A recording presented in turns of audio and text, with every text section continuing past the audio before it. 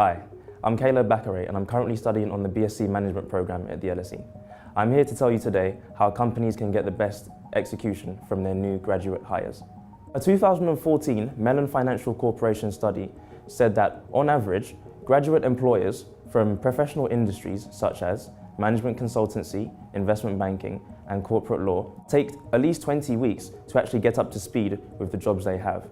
During these weeks, in which graduate employees learn the skills that it takes to get up to speed with the job, a company can lose between 1% and up to 2.5% of its total productivity.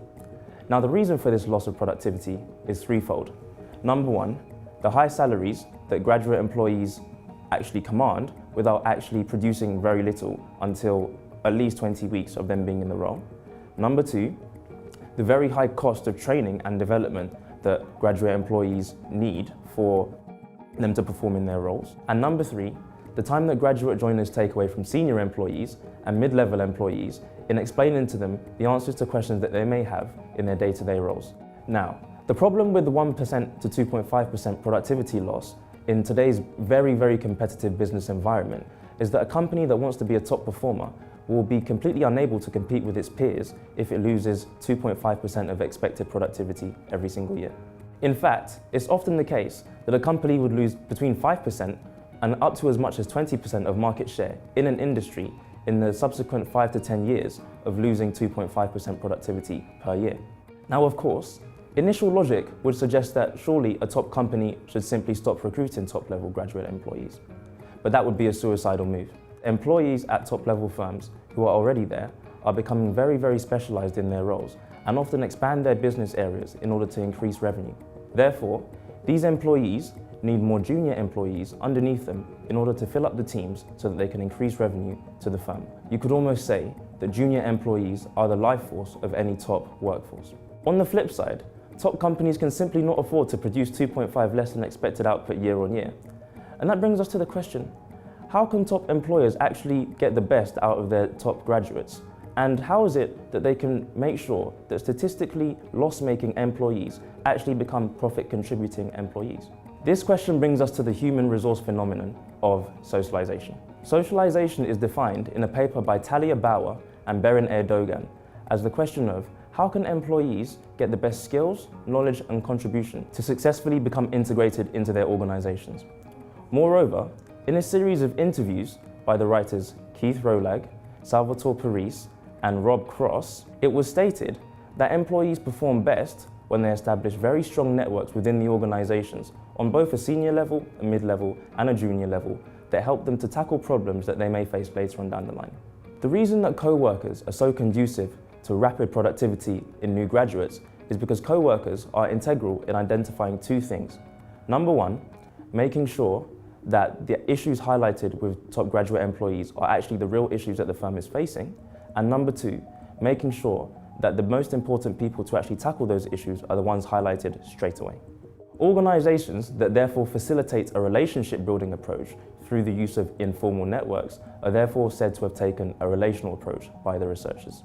The benefit of co-workers identifying the real people within a firm that can actually help with issues and also identifying the real issues within a firm that need helping, it prevents essentially the wheel being reinvented. For example, imagine a case where a new graduate employer in an investment bank has made a model where she can take different parts of different models and actually put them together on an Excel file to make sure that companies can be valued in a very tailored and specific way. Of course, she would be incredibly happy with this model as it has taken her 2 weeks to create, and she knows that it will not only save her team lots of time, but it will make sure that they can value the companies completely efficiently and also much more accurately than previously. However, imagine that at the end of this project, she realizes whilst talking to a colleague very briefly that the company has just installed a new software that has enabled this function to be done within 2 minutes. That would be both an incredible waste of time of the graduate employee and also an incredible waste of costs for the employer who pays her salary and also paid the training costs for her to add to the company in a productive and efficient way. To avoid a situation like this, the employee should actually speak to a tech person in the division that oversees her division. However, in order for her to actually go about this and know the right person to speak to, the network relationship already has to have been there. Fundamentally, the relationship approach ensures that junior graduates have exploratory conversations with co-workers in all areas of the firm to ensure that whenever a future problem arises in which the junior graduate doesn't actually have the knowledge to be able to solve that problem, they know exactly who to ask. This leads us to the implementation of the relational approach. Now naturally, senior employees would be the ones to actually implement the relational approach onto their junior graduates, seeing as they are the ones that are most equipped to make sure that junior graduates meet the right people at the right time. 4 out of the 5 ways to construct a relational approach through junior graduates are 4 of the following.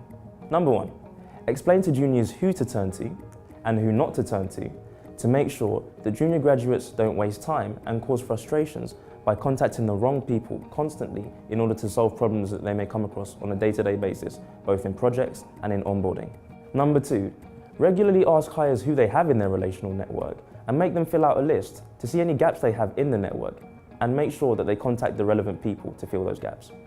Number 3, make sure that socialization times don't just happen after work, at drinks events for example, but that they happen throughout the day and through convenient times both for the senior co-workers and for the new graduate employees. And number 4, invite graduates to important meetings, regardless of whether they're actually in their line of work or not, to make sure that the graduates understand the power dynamics of the organisation and also to make sure they see how decisions are made at the organisation. Shifting towards a relational approach requires managers to ask the question, who do my graduate employees need to know, as opposed to what do they need to know?